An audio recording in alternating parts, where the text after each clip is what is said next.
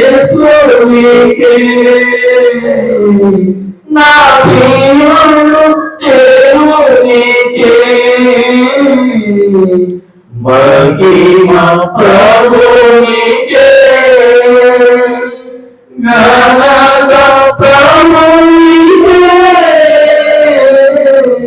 మహిమ ప్రభు నీకే. హల్లెలూయా, praise the Lord. హల్లెలూయా. చాలా సంతోషం. అలాగే నిలబడి ఉండగా పరిశుద్ధ గ్రంథం నుంచి వాక్యం చదువుకుందాం. రోమీయులకు రాసిన పత్రిక 3వ అధ్యాయము 22 నుంచి 28 వచనం వరకు చదువుకుందాం. రోమీయులకు రాసిన పత్రిక 3వ అధ్యాయము 22 నుంచి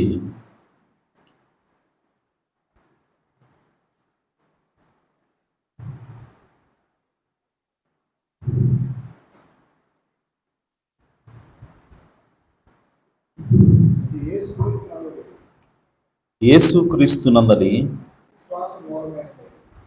విశ్వాస మూలమైనదై నమ్మువారందరికీ కలుగు దేవుని నీతి అయినది. ఏ భేదమును లేదు. అందరూ పాపం చేసి దేవుడు అనుగ్రహించు మహిమను పొందలేకపోతున్నారు. కాబట్టి నమ్మువారు ఆయన కృపచేతనే క్రీస్తు యేసునందలి విమోచనము ద్వారా ఉచితముగా నీతిమంతులని తీర్చబడుచున్నారు. పూర్వము చేయబడిన పాపములను దేవుడు తన ఓరిమి వలన ఉపేక్షించినందున ఆయన తన నీతిని కనుపరచవలనని క్రీస్తు యేసు రక్తమునందలి విశ్వాసము ద్వారా ఆయనను కరుణాధారముగా బయలుపరచను. దేవుడు ఇప్పటి కాలమందు తన నీతిని కనబరుచు నిమిత్తము తాను నీతిమంతుడును యేసునందు విశ్వాసము గలవానిని నీతిమంతునిగా తీర్చువాడునై ఉండుటకు ఆయన అలాగు చేసెను. కాబట్టి అతిశయ కారణం ఎక్కడ? అది కొట్టివేయబడెను. ఎట్టి న్యాయమును బట్టి అది కొట్టివేయబడెను? క్రియా న్యాయమును బట్టియా? కాదు, విశ్వాస న్యాయమును బట్టియే. కాగా ధర్మశాస్త్ర సంబంధమైన క్రియలు లేకుండా విశ్వాసం వలననే మనుషులు నీతిమంతులుగా తీర్చబడుచున్నారని ఎంచుచున్నాము. 31 వచనం. విశ్వాసం ద్వారా ధర్మశాస్త్రమును నిరర్ధకము చేయుచున్నామా? అట్లనరాదు, ధర్మశాస్త్రమును స్థిరపరచుచున్నాము. దేవుడు తన పరిశుద్ధ వాక్యములకు తన ఆశీస్సులు జోడ్చేనుగాక. తల వంచి చిన్న ప్రార్థన చేసుకుందాం. జీవం కలిగిన తండ్రి, సర్వోన్నతుడా, మీ నామమునకు స్తోత్రం. మమ్మల్ని ఎంతో మిక్కిలిగా ప్రేమించావు కనుకనే విడిచిపెట్టని కూడా భాగ్యమును విడిచి ఈ భూమి మీదకి దిగి వచ్చావు ప్రభువా. మమ్మల్ని దీవించడానికి, మమ్మల్ని రక్షించడానికి ప్రభువా. నా తండ్రి, మీరు ఏ స్థితిలో అయితే ఉన్నారో మరలా మమ్మల్ని ఆ స్థితికి తీసుకుని వెళ్ళడానికి, మమ్మల్ని విమోచించడానికి మీరు భూమి మీదకి వచ్చారు. రక్తాన్ని కార్చి మా పాపాలను తీసివేసి మమ్మల్ని నీతిమంతులుగా చేసావు ప్రభువా. ఈరోజు ఎవరైతే నాయన మీ కృప యందు విశ్వాసం ఉంచుతున్నారో వారిని నువ్వు నీతిమంతులుగా చేస్తున్నావు ప్రభువా. అనగా ఎప్పుడు పాపం చేయని వారిగా నువ్వు ఎంచుతున్నావు ప్రభువా. మీకు స్తోత్రం అయ్యా. నీవు మాత్రమే ఆ విధంగా మమ్మల్ని నీతిమంతులుగా తీర్చగలవు ప్రభువా. ఏ మనుష్యుడు కూడా నా తండ్రి మమ్మల్ని నీతిమంతులుగా చేయలేడు, కానీ దేవా నీవు మాత్రమే మమ్మల్ని నీతిమంతులుగా చేయగలవు ప్రభువా. అందుని బట్టి మీ నామానికి స్తుతులు స్తోత్రం చెల్లిస్తున్నాం, కృతజ్ఞతలు తెలియజేస్తున్నాం ప్రభువా. ఇదిగో ఈ సమయంలో అయా నా తండ్రి, మీరు ఇచ్చినటువంటి ఆ రక్షణకు అయా నా తండ్రి తగిన జీవితాన్ని మాకు దయచేయమని ప్రార్థిస్తున్నాను. మా పూర్ణ హృదయంతో, పూర్ణాత్మతో మిమ్మల్ని ప్రేమించగలిగేటువంటి భాగ్యమును ప్రభువా నా తండ్రి మాకు దయచేయమని ప్రార్థిస్తున్నాను. ప్రభువా సహాయం చేయండి. మీ చిత్తానికి లోబడే భాగ్యాన్ని మాకు దయచేయండి. అటువంటి మనస్సును మాకు దయచేయండి ప్రభు. కృప తోడుగా ఉంచండి. చదువుకున్న వాక్య భాగం నుంచి మీరే ఈ రాత్రికాల సమయంలో మొత్తం మాట్లాడండి. మమ్మల్ని దీవించండి, ఆశీర్వదించమని మా ప్రభువును రక్షకుడునైనా యేసుక్రీస్తు నామములో ప్రార్థించండి వేడుకుంటున్నాను పరమ తండ్రి. ఆమేన్. ఆమేన్. కూర్చోవచ్చు. Praise the Lord. హల్లెలూయా, హల్లెలూయా. మీరు సంతోషంగా ఉన్నారా? Praise the lord. సో బుధవారం అనగానే అటెండెన్స్ తగ్గిపోతూ ఉంది. సో అది మారాలి. ప్రార్థించండి. సంఘం ప్రార్థిస్తే ఖచ్చితంగా మరలా దేవుడు ఉద్యోగం తీసుకొస్తాడు. ఆమేన్. మరి ఈ మధ్య కాలంలో కొంచెం పని భారం ఎక్కువ అవుతా ఉంది, అందుకోసం కాన్సన్ట్రేషన్ చేయలేకపోతున్నాం. మరి ప్రతి మొదటి నెలలో మొదటి శుక్రవారం మనం ఆన్లైన్ ప్రేయర్ అని అనుకున్నాం. సో అది కూడా ఈ మధ్య కాలంలో మనం మిస్ చేసాం. మరలా దాన్ని ప్రారంభించాల్సిన సమయం వచ్చింది. సో సంఘం అంతా కూడా ప్రార్థనలో ఉండాలి. ఆ విధంగా ఉన్నప్పుడే మరి దేవుని యొక్క ఆత్మ మన మధ్యలో ఉంటుంది. సో దేవుని యొక్క శక్తి మరి మనకి సంఘానికి అందుతూ ఉంటుంది. కాబట్టి ప్రార్థన అనేది చాలా అవసరం. సో ప్రార్థించవలసిందిగా ప్రభుపేట మనం చేస్తున్నాను. అలాగే ఒక మరి సంఘ కాపరికి ఖచ్చితంగా ప్రార్థించే సంఘం ఒక బలమైనది. ప్రవక్త అంటున్నాడు, నేను ఈ విధంగా మరి పరిచర్యలో కొనసాగుతున్నానంటే, అనేక కార్యాలు దేవుడు మన మధ్యలో చేస్తూ ఉన్నాడంటే దానికి కారణం నా వెనకాల ప్రార్థించే ప్రార్థన యోధులు ఉన్నారు అన్నట్టు ప్రవక్త. ఆమేన్. కాబట్టి మరి ప్రార్థించడం ఖచ్చితంగా అవసరం. ప్రార్థన మరి పరిస్థితులు మారుస్తుంది. ప్రార్థన అత్యంత శక్తివంతమైన ఆయుధం. కాబట్టి ప్రార్థించినప్పుడు ఖచ్చితంగా దేవుడు దాన్ని ఆలకిస్తాడు, జవాబు దయచేస్తాడు. ఈ విషయాన్ని గ్రహింపుతోటి మనం ప్రార్థన చేయాలి.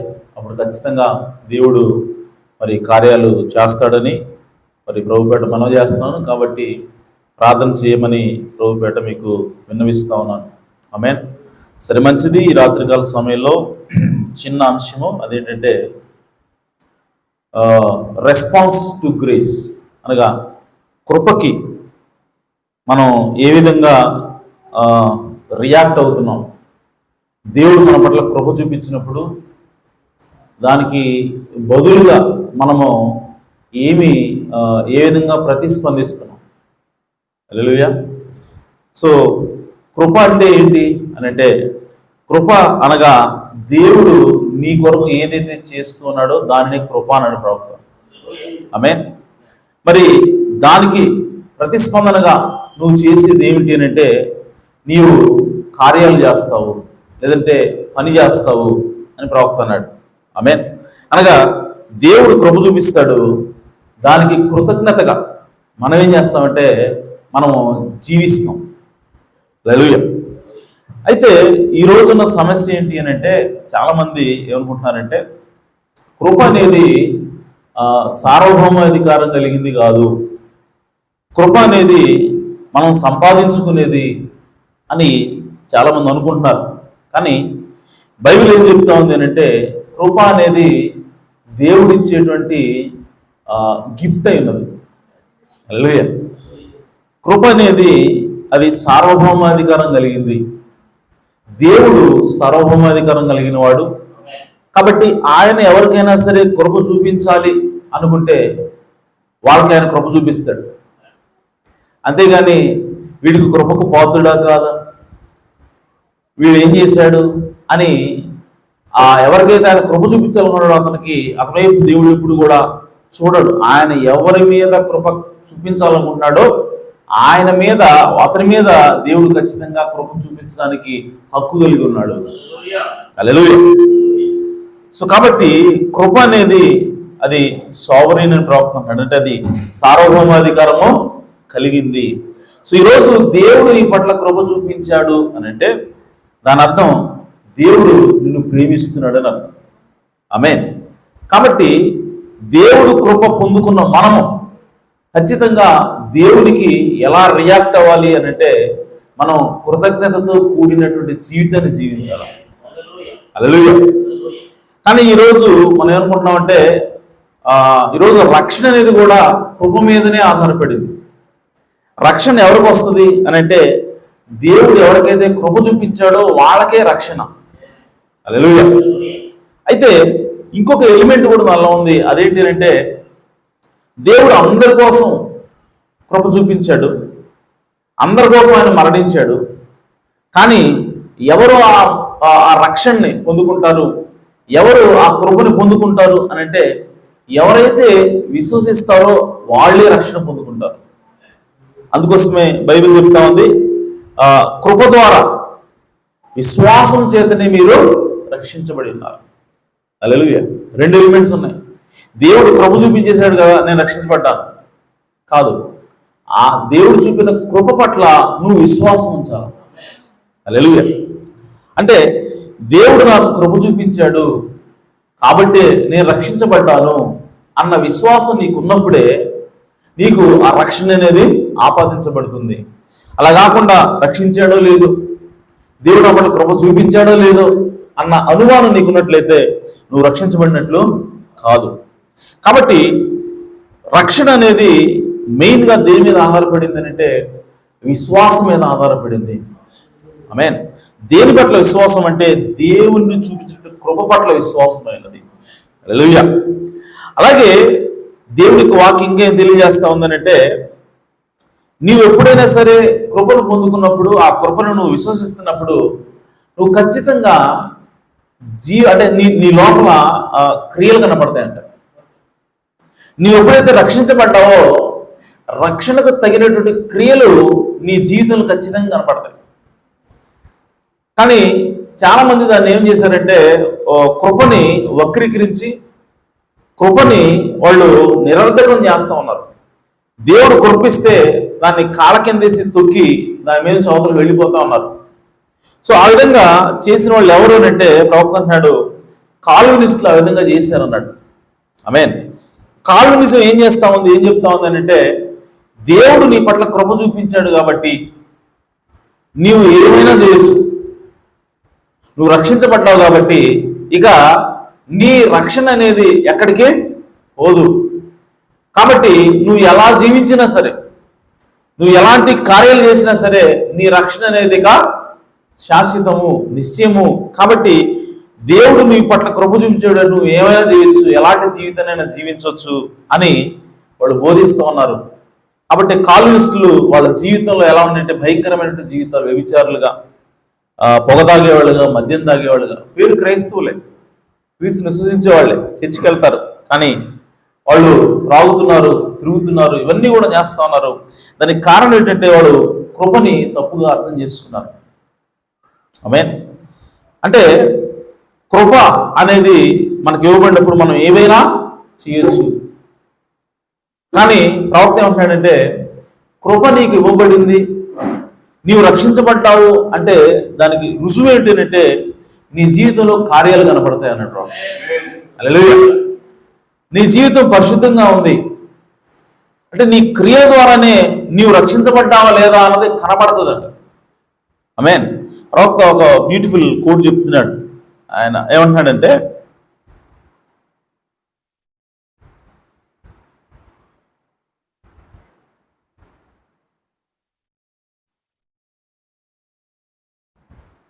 మెసేజ్ ఆఫ్ గ్రేస్ అనే వర్తమానంలో we are saved by grace that through faith not by works. మనము కృప వలన విశ్వాసం ద్వారా ఆమేన్ రక్షించబడ్డాం, అంతేగాని క్రియల వలన కాదు అని ప్రవక్త అంటున్నాడు. ఎలా అంట? కృప వలన విశ్వాసము ద్వారా, అంతేగాని క్రియల వలన కాదు. మరి వర్క్స్, క్రియలు ఏం చూపిస్తున్నాయి? Works shows that you have been saved. క్రియలు ఏం చూపిస్తున్నాయి అని అంటే నువ్వు రక్షించబడ్డావని చూపిస్తున్నాయి. హల్లెలూయా. But what saves you is the grace of God. కానీ నిన్ను రక్షించింది ఏంటి? కృప నిన్ను రక్షించింది. హల్లెలూయా. జాగ్రత్త అర్థం చేసుకుని ప్రవర్తన. Works shows that you have been saved. నువ్వు కార్యాలు చేస్తున్నావు, నువ్వు మంచి జీవితం జీవిస్తున్నావు, పవిత్రమైన జీవితాన్ని జీవిస్తున్నావు, పరిశుద్ధమైన జీవితాన్ని జీవిస్తున్నావు అంటే అర్థం వాటి ద్వారా రక్షించబడ్డావు కాదు. ఆ కార్యాలు ఏం చూపిస్తున్నాయంటే నువ్వు ఆల్రెడీ రక్షించబడ్డావు చూపిస్తున్నాయి. నువ్వు ఇది వరకే రక్షించబడ్డావు కాబట్టి ఈ జీవితాన్ని జీవిస్తున్నావు. ఆమేన్. సో నీ కార్యాలు ఏం చూపిస్తున్నాయి అంటే నువ్వు ఆల్రెడీ రక్షించబడ్డావు చూపిస్తుంది. ప్రవక్త అన్నాడు, మరి నిన్ను రక్షించింది ఏంటి? ఆమేన్. నిన్ను రక్షించింది ఏమిటి అని అంటే కృప నిన్ను రక్షించింది. హల్లెలూయా. So grace saves you. So కృప నిన్ను రక్షిస్తుంది. Grace is what God does for you. కృప అనగా దేవుడు నీ కొరకు చేసేది ఉన్నది. Works is what you do for God. మరి క్రియలంటే దేవుని కొరకు. ఆమేన్. Works is what you do for God. దేవుని కొరకు నువ్వు చేసే కార్యాలే క్రియలై ఉన్నాయి. To show appreciation of God, of what God did for you. అంటే దేవుడు నీ కొరకు ఏదైతే చేశాడో దానిని నువ్వు అభినందిస్తూ, లేదంటే దానికి కృతజ్ఞతగా నీవు చేసే దేవుని పట్ల నువ్వు చేసే కార్యాలనే క్రియలు, లేదంటే పరిశుద్ధమైనటువంటి జీవితం. హల్లెలూయా. But by grace are you saved. కానీ నీవు దేని వల్ల రక్షించబడ్డావు అని అంటే కృప ద్వారానే రక్షించబడ్డావు. హల్లెలూయా. సో అందుకని ప్రవక్త ఏమంటున్నాడంటే, బైబిల్ ఏం చెప్తా ఉందంటే రోమిల్ రాసిన పత్రిక 12వ అధ్యాయము 1-3, బిసీచ్ యు దేర్ఫోర్ బ్రదర్, ఒకసారి తీయండి అది తెలుగులో. By the mercies of God, దేవుని కృప వలన, కరుణ వలన, దట్ ఈ present your bodies a living sacrifice, a holy acceptable unto God. నీవు దేవునికి నీ యొక్క శరీరాన్ని పవిత్రమైనటువంటి బలియాగముగా నీవు అర్పించుకోవాలి. ఒకసారి తీయండి 12వ అధ్యాయం 1-3, ఒకసారి చదవండి తెలుగులో. కాబట్టి సహోదరులారా, పరిశుద్ధమును దేవునికి అనుకూలమునైన సజీవ యాగముగా మీ శరీరములను ఆయనకు సమర్పించుకునుడని దేవుని వాత్సల్యమును బట్టి మిమ్మల్ని బ్రతిమాలుకొనుచున్నాను. ఇట్టి సేవ, చూడండి, ఇట్టి సేవ మీకు యుక్తమై ఉన్నది. హల్లెలూయా. చూడండి ఏం మాట్లాడుతున్నాడంటే, సహోదరులారా, ఒకసారి చదవండి, సహోదరులారా, పరిశుద్ధమును దేవునికి అనుకూలమునైనా సజీవ యాగముగా. అంటే నీవు యాగం ఎలా చేస్తాడంటే చచ్చిపోయిన తర్వాత యాగం చేయటం కాదు, చంపిన తర్వాత యాగం చేయటం కాదు. ఆమేన్. నీకు నువ్వు సజీవుడుగా ఉన్నప్పుడే యాగముగా నీ శరీరాన్ని సమర్పించాలంట దేవుడికి. హల్లెలూయా. అంటే నీ శరీరంలో ఉన్న ప్రతి అవయవం కూడా, ఆమేన్, దేవుని కొరకు నువ్వు ప్రతిష్ఠ చేయాలి. దేవుని కొరకే దాన్ని వాడాలి. దేవుని కోసం నువ్వు త్యాగం చేయాలి. హల్లెలూయా. అంటే నీ శరీరంతో నువ్వు కష్టపడాలి, పని చేయాలి. ఎవరి కోసము అని అంటే దేవుని కోసము. హల్లెలూయా. సో ఇలా చేయటం, చదవండి కిందకి. మీరు అదే కంటిన్యూ చేయడం. రోమన్స్ 12 కదా, రోమన్స్ 12, ఒక్క నిమిషం, 12:1.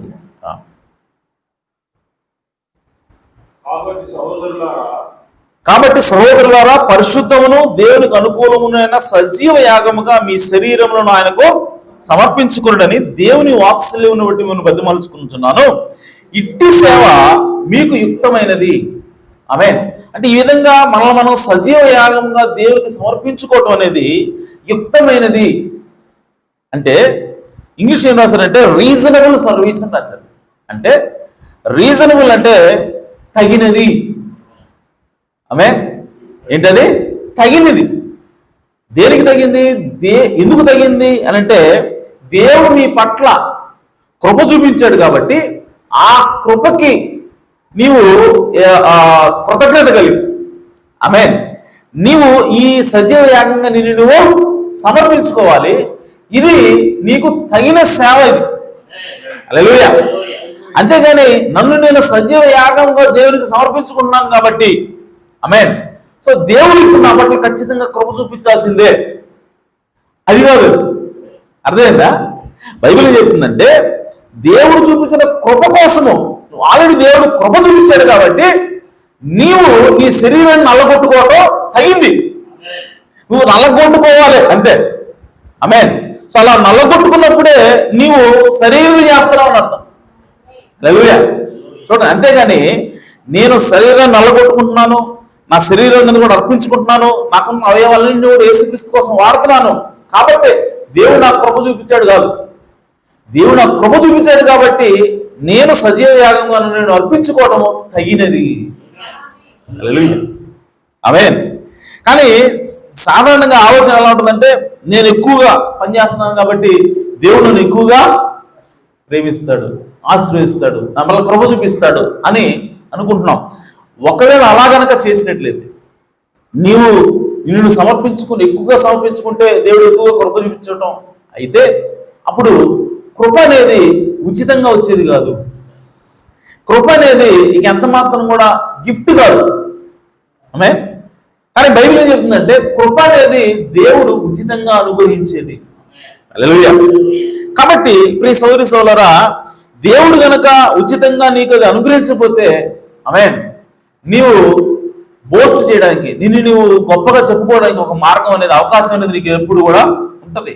కానీ కృప విషయంలో మనకు అలాంటి అవకాశము లేదు. ఆమేన్.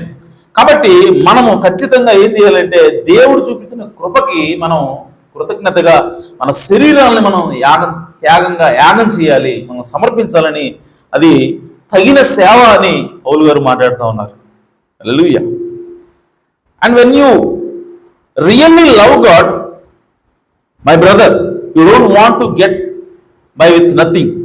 You love him and you serve him because that you love him, because that he loves you. So నీవు గనక దేవుని నిజంగా ప్రేమిస్తే ఆమేన్, నీవు ఇక దేనితో కూడా అలా అంట, కేవలం దేవుడితోనే ఉంటావంట. హల్లెలూయా. నువ్వు నిజంగా దేవుడిని ప్రేమిస్తే you love him and you serve him. నీవు దేవుడిని ప్రేమిస్తే దేవుడినే నువ్వు సేవిస్తావు. Because that you love him, ఎందుకంటే నువ్వు ఆయన ప్రేమిస్తున్నావు కనుక. Because that he loves you, ఎందుకు నువ్వు ఆయన ప్రేమిస్తున్నావు అని అంటే ఆయన నిన్ను ఇదివరకే ప్రేమించాడు కనుక. హల్లెలూయా. సో కాబట్టి ప్రవక్త ఆ విధంగా మాట్లాడుతున్నాడు. మనం ఖచ్చితంగా దేవుని పట్ల, దేవుని కృపను మనం అర్థం చేసుకుంటే, అసలు దేవుని కృప ఏంటి, ఆయన ఏ విధంగా మనకి ఇస్తా ఉన్నాడు అన్న విషయాన్ని కనుక మనం అర్థం చేసుకుంటే మనం ఖచ్చితంగా దేవుణ్ణి ప్రేమిస్తాము.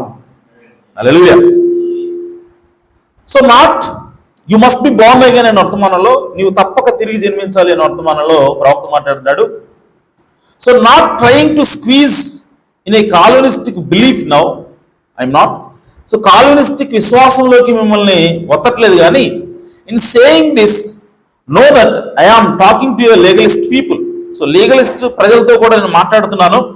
That is not it all because I'm a legalist too, నేను కూడా లీగలిస్ట్లే. But I believe this, that Calvin had something and so did Arminian have something. So ఇక్కడ ప్రవక్త ఏమంటాడంటే ఆర్మీనియన్లు, కాల్వినిస్టులు అంటే కృపని ఆధారం చేసుకుని కృప ఉంది కాబట్టి ఏ పనైనా చేయొచ్చు, ఎలాంటి జీవితాన్ని జీవించవచ్చు, మనం రక్షించబడ్డాం అనే గుంపు. అలాగే ఇంకొక గుంపు ఏంటంటే మనం పవిత్రమైన జీవితం జీవిస్తేనే దేవుడు మనకు కృప ఇస్తాడు అని చెప్పేటువంటి గుంపు. ప్రవక్త అంటాడు ఈ రెండిట్లో కొన్ని సత్యాలు ఉన్నాయి, కొంత సత్యం ఉంది. కాబట్టి ఈ రెండింటినీ కూడా మనము ఏదైతే సత్యం ఉందో అంతే మనము తీసుకోవాలి తప్ప ఎక్స్ట్రీమ్ ఎండ్స్కి పోకూడదని ప్రవక్త మాట్లాడుతున్నాడు. ఆమేన్. ఎందుకనంటే ప్రవక్త అంటున్నాడు మనం క్రియల ద్వారా కనుక విశ్వాసాన్ని లేదంటే కృపను కనుక పొందుకుంటే మనకి ఖచ్చితంగా దేవుడిది ఏమీ లేదు, అంత మందే అన్నట్టు. ఆమేన్. అర్థమైందా? మన రక్షణలో దేవుడి కృప అంటూ ఏమీ లేదు, దేవుని పాత్ర ఏమీ లేదు. నువ్వు మంచిగా జీవిస్తే దేవుడిని రక్షిస్తాడు, నువ్వు చెడ్డగా జీవిస్తే దేవుడు నిన్ను రక్షించడు. అంటే దేవుని పాత్ర ఏం లేదని అర్థం. ఇలా చెప్పేవాళ్ళు ఎవరు అంటే ఆర్మీనియన్లు అన్నట్టు. ఓకే. సో కాబట్టి అది కూడా తప్పే అన్నాడు ప్రవక్త. ఎందుకనంటే దేవుడి కృప ద్వారానే రక్షించబడ్డాము. ఆమేన్. అలాగే ప్రవక్త అన్నాడు we love him because 1 యోహాను 4:19-21 వీ లవ్ హిమ్, మనం ఆయన ప్రేమిస్తున్నాం, ఎందుకంటే ఆయన మనల్ని ప్రేమించను.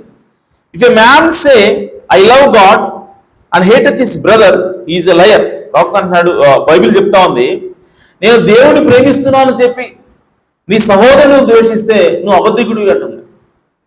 అంటే దేవుని ప్రేమించే వాళ్ళు ఖచ్చితంగా సహోదరులు ప్రేమిస్తారు. ఆమేన్. సో ఎందుకనంటే మనము దేవుని కృపను అర్థం చేసుకున్నాం కాబట్టి, దేవుడు మనల్ని ప్రేమించాడు కాబట్టి మనం దేవుడిని ఖచ్చితంగా ప్రేమిస్తాము. సో ఆ విధంగా ప్రేమిస్తున్నావు అంటే రుజువు ఏంటంటే నీవు ఖచ్చితంగా నీ సహోదరుని ప్రేమిస్తావు. హల్లెలూయా. కాబట్టి దేవుని కృపను పొందుకున్న మనము ఖచ్చితంగా మన సహోదరులు మనము ప్రేమించాలా. ఆమేన్.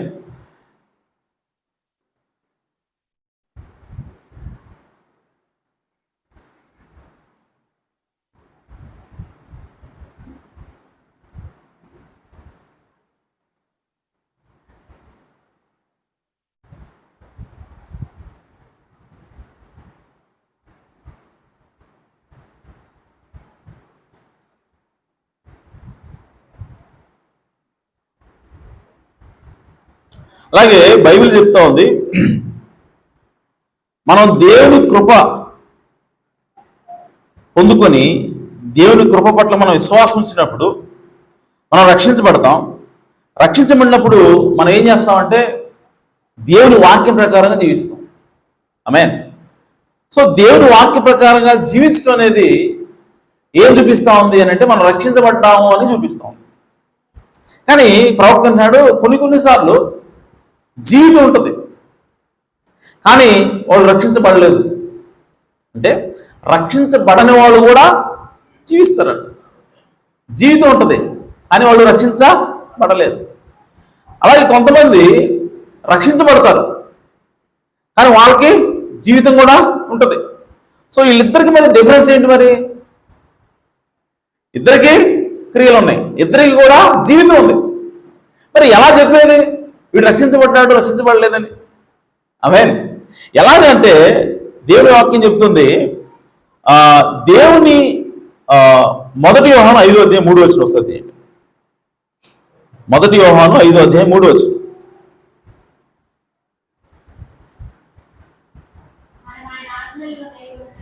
మనము ఆయన ఆజ్ఞలను గైకొనుటే దేవుని ప్రేమించుట. ఒకసారి ఆగండి, ఇక్కడ బైబిల్ చెప్తుంది నువ్వు దేవుని ప్రేమిస్తున్నావు అన్నది ఎలా కనపడుతుంది, ఎక్కడ కనపడుతుంది అని అంటే దేవుని ఆజ్ఞల్ని పాటిస్తున్నావు అంటే ఖచ్చితంగా నువ్వు దేవుని ప్రేమిస్తున్నావు అని అర్థం.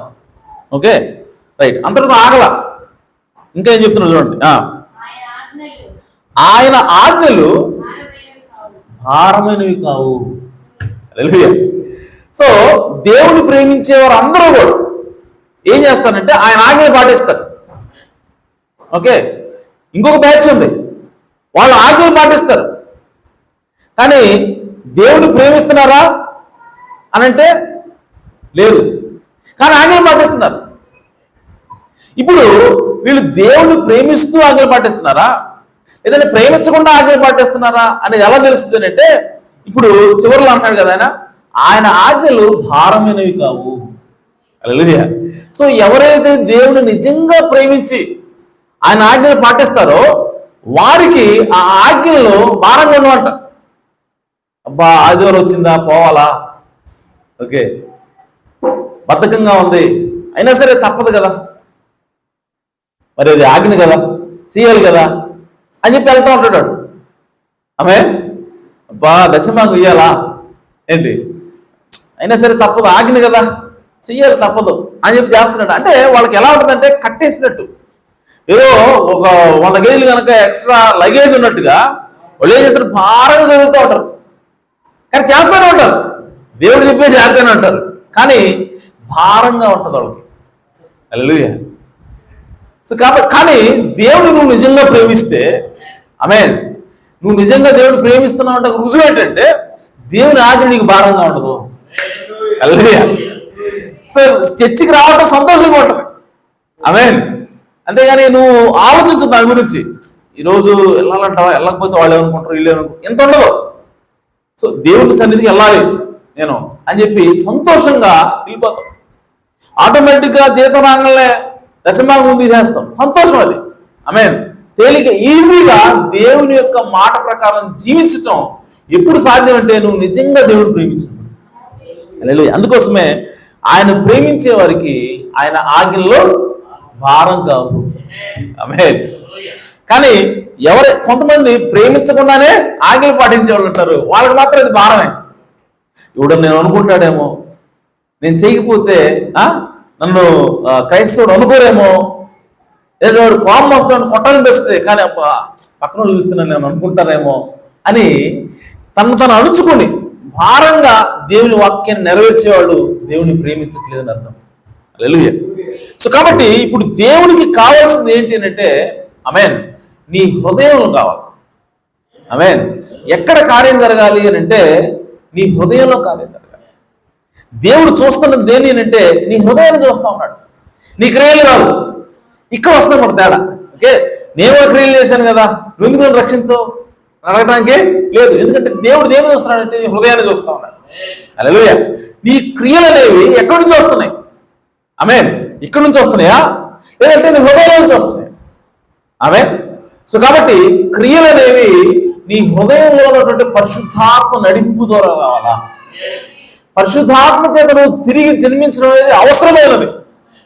ఎందుకనంటే క్రియలు అనేవి పరిశుద్ధాత్మ క్రియలు, లేదంటే పరిశుద్ధమైనటువంటి క్రియలు, దేవుని వాక్యానుసారమైనటువంటి జీవితం, దేవుని వాక్యానుసారమైనటువంటి క్రియలు అనేవి ఎవరు చేస్తారంటే నువ్వు చేయటం కాదు, నీ అంతటా నువ్వు చేయటం కాదు, నీ లోపల దేవుడు చేయాలి, నీ లోపల ఉన్నటువంటి దేవుని ఆత్మ చేయాలి.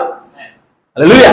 అలా చేయాలి అంటే నువ్వు ముందుగా ఏం చేయాలంటే నీ హృదయంలో పరిశుద్ధాత్మని నింపుకోవాలి, అనగా నువ్వు తిరిగి జన్మించాలా. హల్లెలూయా. అందుకోసం ప్రవక్త ఈ బైబిల్ నుంచి అన్నీ చెప్తున్నాడు ఆయన, కానీ రెఫరెన్స్ నేను చూపించట్లా. ఆయన ఏమంటాడంటే చెట్టు ఫలించాలి, ఫలాన్ని బట్టి ఆ చెట్టు ఏంటో మనకి తెలుస్తుంది అంటున్నాడు. ఆమేన్. సో ఫలం ఉంది. కొన్ని చెట్లు ఏం చేస్తున్నాయంటే చెట్టు ఫలించాలి, అంతేగాని ఫలాల్ని కలిగి ఉండటం కాదు కావాల్సింది. ఆమేన్. ఇప్పుడు మామిడికాయ ఉంది, మామిడి చెట్టు ఉంది, ఆ మామిడి చెట్టుకి ఫలాలు తీసుకెళ్ళి అంటిస్తే ఫలించినట్ట కాదు. ఫలాలు లేవడానికి ఉన్నాయి, చెట్టుకు అతుక్కొని ఉన్నాయి. ఆమేన్. ఫలాలు ఉన్నాయి కానీ ఫలించిందా? అది ఫలించలా. ఆమేన్. సో డిఫరెన్స్ ఏంటి, తేడా ఏంటి అని అంటే ఎప్పుడైతే చెట్టు ఫలిస్తుందో దాని అర్థం ఏంటంటే చెట్టు లోపల నుంచి జీవం వస్తూ ఉంది. చెట్టు లోపల ఉన్న జీవం బయటకు వచ్చి అది ఫలాల్లాగా ఫలిస్తూ ఉంది. సో అది దేవుడు కోరుకుంటా ఉన్నాడు, అంతేగాని ఫలాలను అతికించుకోమని కోరుకోవట్లేదు. హల్లెలూయా. సో పావురం రెక్కలు అతికించుకున్నంత మాత్రాన కాకి పౌరంగా మారలేదు. ఎన్ని ప్రాప్తి చెప్తున్నాడు, ఎక్కడి నుంచి అంటే దానికి మూల ఈ బైబిల్ నుంచి ఈ మాటలే. హల్లెలూయా. ఆయన ప్రేమించే వారికి ఆయన ఆజ్ఞల్లో భారంగా ఉండవు. ఆమేన్. కాబట్టి ప్రియ సోదరి సోదరులారా, మనము తప్పక తిరిగి జన్మించాలా. దేవుని ఆత్మచేత తిరిగి జన్మించినప్పుడే మనము నిజంగా దేవుని యొక్క కార్యాలను మనము చేయగలం. దేవుడు జీవించే జీవితాన్ని మనము జీవించగలం. యేసుక్రీస్తు వంటి జీవితాన్ని మనం జీవించాలి అంటే, యేసుక్రీస్తులాగా మనం ఈ భూమి మీద ప్రేమించాలి అంటే మన శత్రువుని సైతము మనకేం కావాలంటే పరిశుద్ధాత్మ బాప్తిసం అవసరమైనది. హల్లెలూయా. కాబట్టి ఈరోజు నీవు రక్షించబడ్డావు అన్నదానికి రుజువు ఏమిటి అంటే నీవు పరిశుద్ధాత్మ చేత తిరిగి జన్మిస్తావు. ఆ పరిశుద్ధాత్మ ఎప్పుడు వస్తానంటే నువ్వు ఎప్పుడైతే ఆ కృపని నీవు విశ్వాసం ద్వారా నమ్మావో ఆమేన్, అప్పుడు నువ్వు ఆటోమేటిక్గా దేవుణ్ణి ప్రేమిస్తావు. ఎందుకంటే దేవుడు నీ పట్ల ఎంత కృప చూపించాడో, ఎలాంటి పరిస్థితులు గుండా నిన్ను దేవుడు ప్రేమిస్తా ఉన్నాడో అదంతా కూడా నువ్వు అర్థం చేసుకోగలుగుతావు. కాబట్టి ఆటోమేటిక్గా దేవుడి మీద నీకు ప్రేమ వస్తుంది. ఆ ప్రేమే నీ లోపలికి ఆ పరిశుద్ధాత్మ తీసుకుని వస్తుంది. హల్లెలూయా. కాబట్టి ఈ సోదరి సోదరులారా, దేవుని వాక్యం తెలియజేస్తోంది మనం ఖచ్చితంగా దేవుడు చూపించిన కృపకి మనం ఎలా రియాక్ట్ అవ్వాలి అని అంటే ఆమేన్, మనము దేవుడిని ప్రేమించాలి, దేవుడికి మనము కృతజ్ఞత కలిగి ఉండాలి. ఆమేన్. సో దేవుడికి మనము ఇష్టమైనటువంటి జీవితాన్ని అప్పుడు ఆటోమేటిక్గా జీవిస్తాం. హల్లెలూయా. కాబట్టి దేవుడు చూపిన కృపకి మన రియాక్షన్ ఎలా ఉండాలంటే కృతజ్ఞతతో కూడిందే ఉండాలా, అలాగే ప్రేమతో కూడిందే ఉండాలి, అలాగే విశ్వాసంతో కూడిందే ఉండాలి. ఆమేన్. ఆ విధంగా ఉన్నప్పుడు నువ్వు ఖచ్చితంగా దేవుడు నిన్ను పరిశుద్ధాత్మ చేత నింపుతాడు, పరిశుద్ధాత్మ చేత దేవుడు ముద్రిస్తాడు. ఆమేన్. సో ఈరోజు దేవుడు ఎవరికి రక్షణ ఇస్తాడు అని అంటే, దేవుడు ఎవరికి కృప చూపిస్తాడు అని అంటే, అది ఆయన ఇష్టం వచ్చిన వారికి ఆయన కృప చూపిస్తాడు. హల్లెలూయా. మనం అనుకుంటాం ఓ అజ్జేయాలి ఇజ్జేయాలి అప్పుడే దేవుడు మనకి కృప చూపిస్తాడు. కాదు కాదు. ఆయన ఎవరిని కరుణించిన వారిని కరుణించు. ఆమేన్. బైబిల్ రాయబడింది అన్నమాట. ఆయన ఎవరి మీద కరుణ చూపునో వారి మీద కరుణ చూపు. అది ఆయన ఇష్టం. ఎందుకంటే ఆయన సార్వభౌమాధికారం కలిగిన దేవుడు. సార్వభౌమాధికారం అంటే ఆయన ఏదైనా ఒక నిర్ణయం చేయాలి అంటే, ఒక కార్యం చేయాలంటే ఎవరి పర్మిషన్ తీసుకోవాల్సిన అవసరం లేదు, ఎవరిని అడగాల్సిన అవసరం లేదు. అది ఆయన సొంత చిత్తాన్ని బట్టి, ఇష్టాన్ని బట్టి ఆయన ఏదైనా సరే చేయగలిగిన వాడే అన్నాడు. ఆయనే సార్వభౌమాధికారి దేవుడు అన్నాడు. హల్లెలూయా. చూడండి, ఆ కల్వరి శిలువలో ఆయన చనిపోతున్నప్పుడు చివరి క్షణంలో ఆమేన్ దొంగ అడుగుతున్నాడు, అయ్యా నీ రాజ్యంలో నన్ను జ్ఞాపకం చేసుకోవా, నన్ను క్షమించు, నేను చాలా పాపాలు చేశాను, నన్ను ఒకసారి జ్ఞాపకం చేసుకోవా అని చెప్పి అన్నప్పుడు ఆ యేసుక్రీస్తు, తండ్రి నేను అతన్ని చేర్చుకున్నా వద్దా, ఇతడు ఎన్ని పాపాలు చేశాడు, ఇతడు మంచోడా కాదా, ఏమి చూడలేదు. ఆయన ఏమంటే ఈరోజు నీవు నాతో కూడా పరదేశంలో. హల్లెలూయా. సో అదేంటంటే అది సార్వభౌమాధికారం కలిగినటువంటి కృప ఉన్నది. సో దేవుడు ఈరోజు నిన్ను నన్ను నీ మీద నా మీద కృప చూపిస్తా ఉన్నాడంటే, ఏదో నీ మెరిట్ చూసి వీడైతే బాగా పని చేస్తున్నాడు, వీడైతే బాగా పని చేయగలుగుతాడు, నాకు నమ్మకంగా ఉండగలుగుతాడు అని టెస్ట్ చేసి నీ మీద కృప చూపించడం కాదు. ఆమేన్. దేవుడికి మీద కృప కలిగింది చూపించాడు. హల్లెలూయా. కాబట్టి ఆ విధంగా దేవుడు కారణం లేకుండా మనల్ని ప్రేమిస్తూ ఉన్నాడు, కారణం లేకుండా మన మీద కృప చూపిస్తూ ఉన్నాడు. కాబట్టి మనము అందుకు ఆయనకి ఏ విధంగా కృతజ్ఞత కలిగి ఉండాలో మనమే ఆలోచించి చేసుకోవాలి. హల్లెలూయా. కాబట్టి ఆ విధంగా దేవునికి మనం కృతజ్ఞత కలిగి ఉందాం, దేవుడిని ప్రేమిద్దాం. అప్పుడు దేవుడు పరిశుద్ధాత్మ చేత మనల్ని నింపుతాడు. దేవుడి కొద్ది వాక్యం దీవించును గాక, దేవుడు మనం సమృద్ధిగా ఆశ్రయించును గాక. ఆమేన్. ఈ సమయంలో స్వామి తీసుకుంటాం.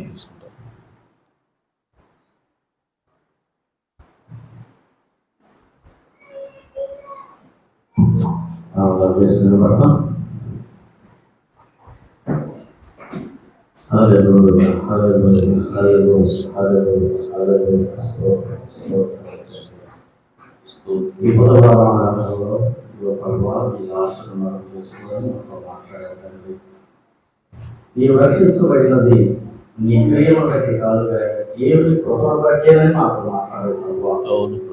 అవును తండ్రి, నీ కృప వల్లనే నీవు రక్షించబడ్డావు ప్రభువా. మా సొంత క్రియలను బట్టి నాయన నీవు రక్షించబడలేదు తండ్రి. కేవలం నీ కృపే నా తండ్రి. నీవు సార్వభౌమ అధికారం కలిగిన దేవుడు. అవును ప్రభువా. ఒక వ్యక్తిని రక్షిస్తాను అంటే అది జరుగుతుంది ప్రభువా. అవును ప్రభు. ఈ మాట సర్వశక్తి కలిగింది ప్రభువా. అవును నాయనా. నాయనా నీకు స్తోత్రములు తండ్రి. నువ్వు ఎవరో పరమేశ్వరం తీసుకోవాల్సిన అవసరం లేదు నాయన. అవును నాయనా. నువ్వు ఓ తండ్రి ఒక వ్యక్తి నువ్వు భయపడిపోతాడు, ఒక వ్యక్తి ఓ రక్షణ పొందుతాడు తండ్రి. అవును ప్రభు. అటువంటి అధికారం కలిగిన దేవుడు ప్రభువా. అవును నాయనా. ఓ తండ్రి, ఓ నాయనా, అటువంటి నీ కృపకు మా పట్ల నువ్వు చూపించినటువంటి ఆ కృపకు నా తండ్రి మేము లోబడి తండ్రి మమ్మల్ని తగ్గించుకోవడం ప్రభువా. నీ ఆజ్ఞలను కైగొనడానికి సహాయం చేయండి ప్రభువా. నిన్ను ప్రేమించిన వారికి నీ ఆజ్ఞలు అవి భారంగా ఉండవు కానీ తేలికగా ఉంటాయని తెలియజేస్తున్నావు. ఎవరికి భారంగా ఉంటాయంటే దేవుని ప్రేమించిన వారికి అని తెలియజేస్తున్నావు. అవును ప్రభువా. ఒక వ్యక్తిలో క్రియ ఉంటాయి కానీ ఆ వ్యక్తి దేవుని ప్రేమించడానికి తెలియజేస్తున్నావు తండ్రి. ఒక వ్యక్తి దేవుని ప్రేమిస్తాడు, దానికి తగిన క్రియలు జీవిస్తారని మాట్లాడారు. దేవానికి స్తోత్రము తండ్రి. మేము నిన్ను ప్రేమిస్తున్నామంటే నీ ఆజ్ఞలు మాకు నా తండ్రి తేలికగా ఉంటాయని మాట్లాడావు ప్రభు. అవును ప్రభు. ప్రేమించడం సహాయం చేయండి. నీ సన్నిధికి రావడానికి మాకు కష్టంగా ఉందంటే ఓనైనా ఒకటి క్రియ అయితే జీవిస్తున్నాను కానీ దేవుని మీద నీకు ప్రేమ లేదని మాట్లాడావు ప్రభు. ఓ తండ్రి నీ ఆజ్ఞలు కైకొనుటకు నీ సిద్ధాన్ని నెరవేర్చబడటకు మేము నిన్ను ప్రేమించి ఆ కార్యములను చేయవలస్తున్నాం ప్రభువా. దేవానికి స్తోత్రము నా తండ్రి. స్తోత్రం నాయనా. మేము నిన్ను ప్రేమించవలస్తున్నాం ఆయన. అవునయ్యా. ఆ ప్రేమ మాలో దయచే ప్రభువా. అవునయ్యా. దాసుకున్నాడు తండ్రి. ఓ నీ ప్రేమ బట్టి ఓ దేవుడు నీ కొరకు ఏం చేశాడా అన్నది ప్రాముఖ్యం కానీ నువ్వు దేవుడి కోసం ఏం చేశావన్న ప్రాముఖ్యం కాదు అన్నాడు ప్రభువా. అవును తండ్రి, మా కోసం నువ్వు ఏం చేశావో దాన్ని జ్ఞాపకం చేసుకోండి ప్రభువా. సర్వ సంపూర్ణంగా ఓనైనా సజీవ యాగంగా సమర్పించడం అవును నాయనా. అవును తండ్రి. సజీవ యాగంగా నేను సమర్పించుకోవాలని తెలియజేసాం ప్రభువా. అదే మంచిదని మాట్లాడావు ప్రభువా. అవును తండ్రి. అదే ఉత్తమైన కార్యమని మాట్లాడావు ప్రభువా. అవును తండ్రి. మమ్మల్ని నేరుగా సజీవ యాగముగా తండ్రి నీకు సమర్పించుకునే జీవితం దయచేయు. అవును ప్రభువా. ఓ తండ్రి నీ స్తోత్రములు తండ్రి. మేము రక్షించబడ్డామంటే అది మా క్రియను బట్టి కాదు కానీ అది కేవలం నీ కృప బట్టే ప్రభువా.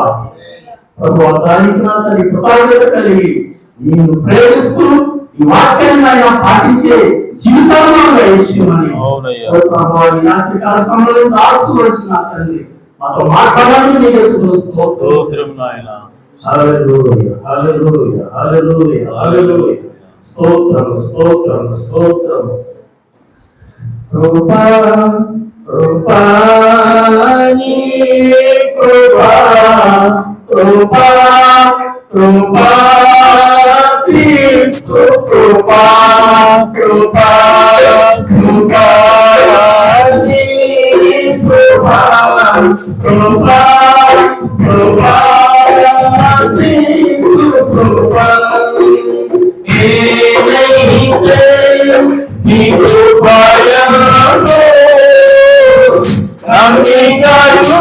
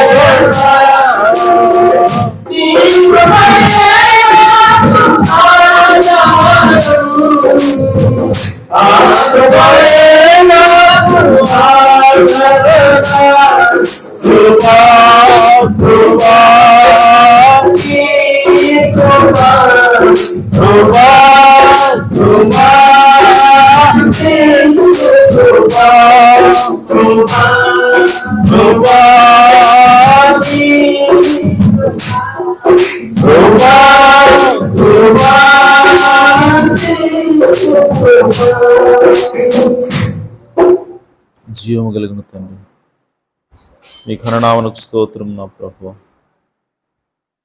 ఇదిగో నాయనా, కృప గురించి మాతో మాట్లాడవు తండ్రి.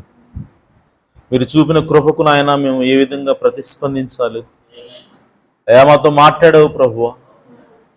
అయా నా తండ్రి, మీరు మమ్మల్ని ప్రేమించారు కనుక మేము మిమ్మల్ని ప్రేమించవలసి ఉన్నాం ప్రభువా. అయా ఈరోజు నా తండ్రి, అయా మొదటగా మీరు మమ్మల్ని ఎదిగి ఉన్నారు ప్రభువా. మమ్మల్ని మీరు ప్రేమించి ఉన్నారు, మమ్మల్ని పిలిచి ఉన్నారు ప్రభువా. కనుక ఈరోజు మీ ఎద్దకు మేము రాగలుగుతున్నాం తండ్రి. ఇదిగో ప్రభువా, ఆ కృపను నాయన మేము విశ్వాసంతో నాయన అంగీకరించడానికి సహాయం చేశావు అయ్యా. మనం రక్షించావు ప్రభువా, మీకు స్తోత్రం నాయన అయ్యా. ఇదిగో ప్రభువా, మేము నాయన ఆ కృపకు ప్రతిఫలంగా అయ్యా మిమ్మల్ని ప్రేమించడానికి మాకు సహాయం చేయండి అయ్యా. నా తండ్రి మీకు లోబడటానికి సహాయం చేయండి, మీకు కృతజ్ఞత కలిగి జీవించడానికి సహాయం చేయండి ప్రభువా. ఇదిగో నాయన మీ ఆజ్ఞల ప్రకారం జీవించడానికి అయ్యా నా తండ్రి తగిన బాప్తిస్మం ఆయన పరిశుద్ధాత్మ మాకు దయచేయమని ప్రార్థిస్తున్నాను. ఎప్పుడైతే నాయన మిమ్మల్ని ప్రేమిస్తామో ప్రభువా, మీ ఆత్మ చేత నువ్వు మమ్మల్ని నింపుతావు ప్రభువా, అప్పుడు నాయన మేము సునాయాసంగా నా తండ్రి మీ వాక్యమును మా జీవితాలను నెరవేర్చగలుగుతాం ప్రభువా అయ్యా. ఆ విధంగా నా తండ్రి మీ కొరకు నాయన నమ్మకంగా జీవించి ఈ లోకంలో ప్రభు అనేక మందికి నాయన క్రీస్తును ప్రసరింపజేసేవారిగా మమ్మల్ని మలచమని ప్రార్థిస్తున్నాను తండ్రి. అనేక మందికి నాయన వెలుగిచ్చే ప్రభువా నా తండ్రి దీపములుగా మమ్మల్ని మార్చమని ప్రార్థిస్తున్నాను ప్రభువా.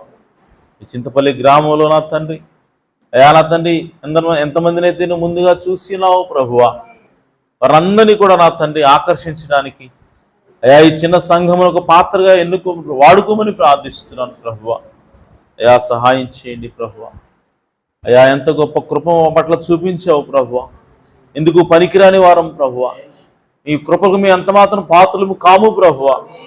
అయినప్పటికీ మీరు మా పట్ల కృప చూపించారు ప్రభువా అయ్యా, మమ్మల్ని రక్షించావు ప్రభువా అయ్యా.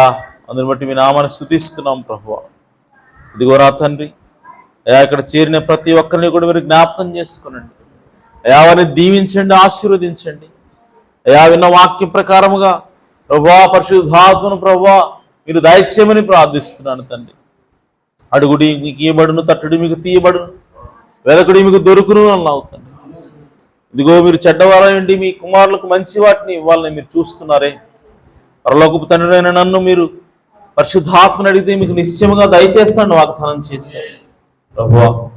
పరిశుద్ధాత్మ కొరకు అడుగుచున్నాము నాయన, ఎందుకంటే పరిశుద్ధాత్మను పొందుకునేటువంటి సమయం ఇదే ప్రభువా. 7వ సంఘకాలము నాయన అయా, పరిశుద్ధాత్మ బాప్తిస్మం కొరకు నాయన అయా నా తండ్రి నీవు ఈ వర్తమానం పంపించి ఉన్నావు ప్రభువా. ఇదిగో నాయన మీ ఆత్మ చేతను ముద్రించండి నాయన అయా. నా తండ్రి నా ఆత్మ లేనివాడు నావాడు కాడు అన్నావు ప్రభువా అయా. నా తండ్రి ఇదిగో ప్రభువా విమోచనకు గుర్తుగా నా తండ్రి అయా నా ప్రభువా ఆ రోజు ప్రభు ఇశ్రాయేలీయులకు నాయన అయా నా తండ్రి రక్తపు గుర్తునిచ్చిన దేవుడు ప్రభువా. అలాగే నా తండ్రి ఈరోజు ఇదిగో ప్రభువా మీ ఎడల విశ్వాసం కలిగి ఉన్నామంటే గుర్తుగా నా తండ్రి అయా పరిశుద్ధాత్మ మాకు దయచేయమని ప్రార్థిస్తున్నాం అయా. నా తండ్రి మా సజీవ యాగముగా మా యొక్క శరీరాలను మీకు అర్పించడానికి మాకు సహాయం చేయండి. మాకున్న సమస్తముతో మిమ్మల్ని ఆరాధించే భాగ్యాన్ని మాకు దయచేయండి.